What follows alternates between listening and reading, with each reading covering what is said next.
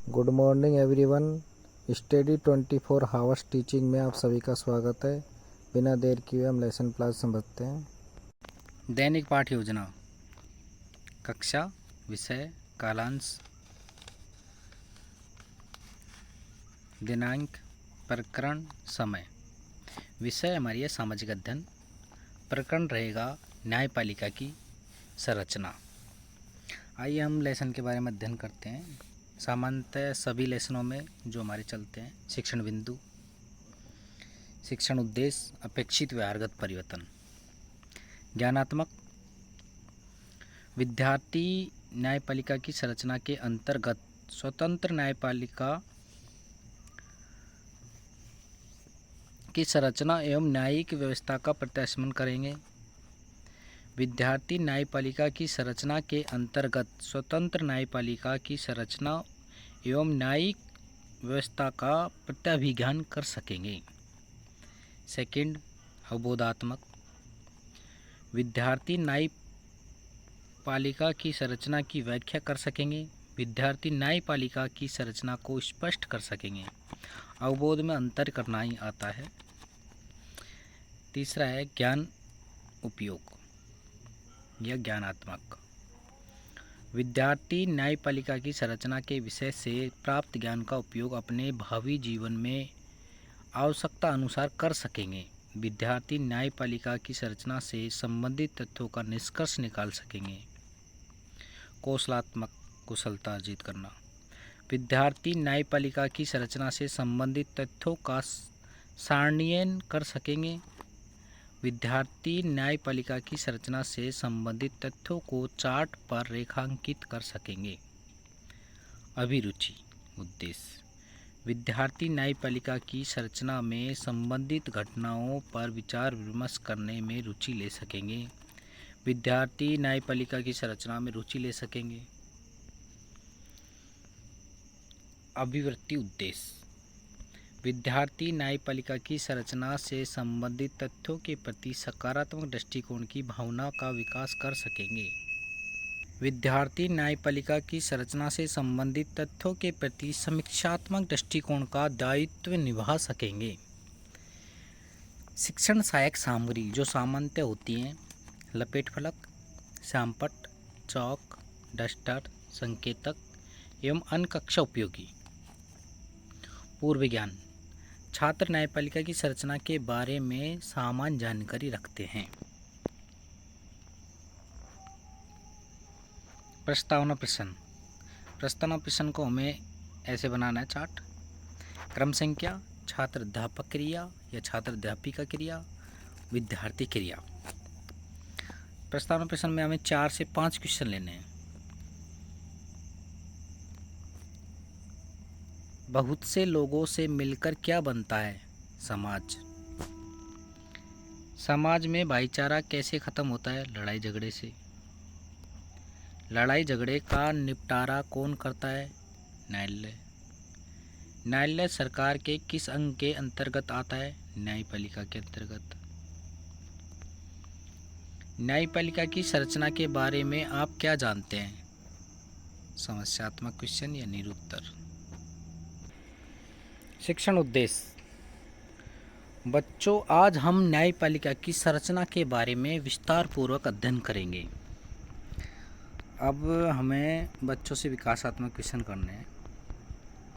अब हमें पाठ योजना बनाने के लिए प्रस्तुतिकरण लिखने के बाद शिक्षण बिंदु, छात्र अध्यापक क्रिया, छात्र अध्यापिका क्रिया, विद्यार्थी क्रिया और श्यामपट्ट।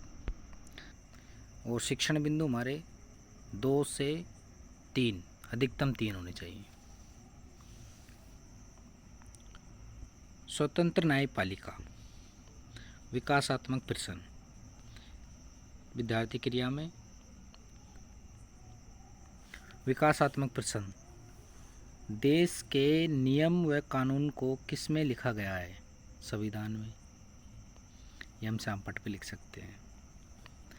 संविधान में न्यायपालिका को कैसा रखा गया है? स्वतंत्र। स्वतंत्र न्यायपालिका के बारे में आप क्या जानते हैं? सामान्य सी बात है, निरुत्तर। या कुछ बताएंगे तो ज़्यादा नहीं बता पाएंगे। छात्र अध्यापिका कथन। भारतीय संविधान में न्यायपालिका को पूरी तरह स्वतंत्र रखा गया है। इस स्वतंत्रता का एक पहलू है शक्तियों का बंटवारा। इसका मतलब यह है कि विधायिका और कार्यपालिका जैसी राज्य की अन्य शाखाएं न्यायपालिका के काम में दखल नहीं दे सकती। अदालतें सरकार के अधीन नहीं हैं, नहीं वे सरकार की ओर से काम करती हैं। शक्तियों के इस बंटवारे के तहत उच्च न्यायालय और सर्वोच्च न्यायालय के सभी न्यायाधीशों की नियुक्ति में सरकार की अन्य शाखाओं का कोई दखल नहीं है। छात्र अध्यापक कथन खत्म होते ही छात्र क्रिया में लिखेंगे, ध्यानपूर्वक सुनेंगे तथा मुख्य बिंदुओं को अभ्यास पुस्तिका में लिखेंगे। जो हमें छात्र अध्यापक कथन में जो हेडिंग मोस्ट लगते हैं उन्हें हम सामपट पे लिख देंगे। फिर हम बोध क्वेश्चन करेंगे जो हमने कथन बच्चों को बोला है उसमें से 1 से 2। स्वतंत्रता का पहलू क्या है? शक्तियों का बंटवारा। सेकंड बिंदु रहेगा हमारा अदालतों की संरचना। जो फर्स्ट बिंदु में किया वही सेकंड बिंदु में करेंगे। छात्र अध्यापक क्रिया, छात्र क्रिया, सामपट कार्य। विकासात्मक प्रश्न। भारत में नागरिकों के न्याय हेतु किसकी व्यवस्था की गई है? न्यायपालिका की। न्यायपालिका किसके माध्यमों से अपना कार्य करती है? अदालतों के कार्य अदालतों के माध्यम से। अदालतों की संरचना के बारे में आप क्या जानते हैं? सामान्य से निरुत्तर या कुछ बताएंगे। अब हम उसे विस्तारपूर्वक समझाएंगे। छात्र अध्यापिका कथन लिख के। हमारे देश में 3 अलग अलग स्तर पर अदालतें होती हैं। निचले स्तर पर बहुत सारी अदालतें होती हैं जिन्हें हम अदालतों से लोगों का सबसे ज़्यादा ताल्लुक़ होता है। उन्हें अधीनस्थ न्यायालय या जिला अदालत कहा जाता है। ये अदालत आमतौर पर जिला या तहसील के स्तर पर या किसी शहर में होती हैं। ये बहुत तरह के मामलों की सुनवाई करती हैं। प्रत्येक राज्य का एक उच्च न्यायालय होता है। यह अपने राज्य की सबसे ऊंची अदालत है। उच्च न्यायालयों से ऊपर सर्वोच्च न्यायालय होता है। 3 तरह की हो गई। अब हम छात्र क्रिया में लिखेंगे, छात्र ध्यानपूर्वक सुनेंगे तथा मुख्य बिंदुओं को अभ्यास पुस्तिका में नोट करेंगे। श्याम पट पे हम लिख देंगे कि 3 तरह की अदालतें हैं। जिला स्तर, राज्य स्तर और उच्च न्यायालय। और उच्च न्यायालय के आदेश नीचे की न्यायालय को मानने पड़ते हैं। सर्वोच्च न्यायालय के आदेशों को जिला स्तर, राज्य स्तर की अदालतों को मानने पड़ते हैं। प्रत्येक जिले व तहसील में कौन सी अदालत होती है? जिला अदालत। प्रत्येक राज्य में कितने उच्च न्यायालय होते हैं? 1। ये हमारा दूसरा बिंदु खत्म हो गया। तीसरा बिंदु टॉपिक आप लिख लो। तीसरा बिंदु अभी हम पढ़ा रहे हैं एकीकृत न्यायिक व्यवस्था। विकासात्मक प्रश्न। दिल्ली किस देश की राजधानी है? भारत की। आमतौर पर सबको पता होगा। भारत में कौन सी न्यायिक व्यवस्था अपनाई गई है? एकीकृत। एकीकृत न्यायिक व्यवस्था में क्या प्रावधान होते हैं? निरुत्तर। अब हम इसे विस्तार से समझाएंगे।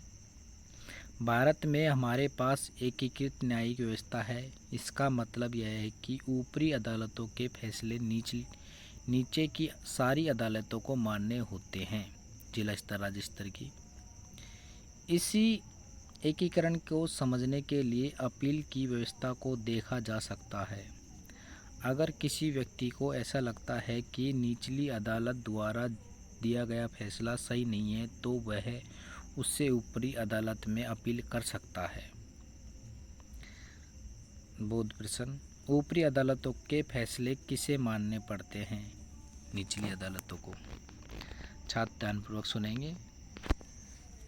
शाम पट पे लिख देंगे कि उच्च न्यायालय के आदेशों को राज्य स्तर व जिला स्तर के न्यायालयों को मानने पड़ते हैं। भारत में एकीकृत न्यायिक व्यवस्था है। निचली अदालतों के खिलाफ कहाँ अपील की जा सकती है? उच्च न्यायालय में। 2 बोध क्वेश्चन हो गए हमारे। अब हमारा अंतिम मूल्यांकन जो हमने पढ़ाया उसके मूल्यांकन क्वेश्चन लेंगे हम। देश का अंतिम न्यायालय कौन सा है? सर्वोच्च न्यायालय। भारत में हमारे पास न्यायिक व्यवस्था है एकीकृत, बहुकृत, एकीकृत होगा। शक्तियों के बंटवारे से क्या तात्पर्य है? क्वेश्चन। भारत में कितने स्तर पर अदालतें होती हैं? सरकार किन की नियुक्ति में दखल नहीं दे सकती? गृह कार्य में लिख देंगे न्यायपालिका की संरचना के बारे में बताइए। ये हमारा दूसरा लेसन कंप्लीट हो गया है। 3 बिंदु शिक्षण बिंदु लिए हमने, 4 से 5 प्रस्तावना क्वेश्चन लिए हैं और हम विधि, व्याख्या विधि और प्रश्न उत्तर विधि यूज लिए। जहाँ पे हमने प्रश्न किए हैं वो प्रश्न उत्तर विधि, जहाँ पे हमने वो कथन किए हैं वहाँ व्याख्या विधि। आज के लिए इतना ही। Thank you for watching.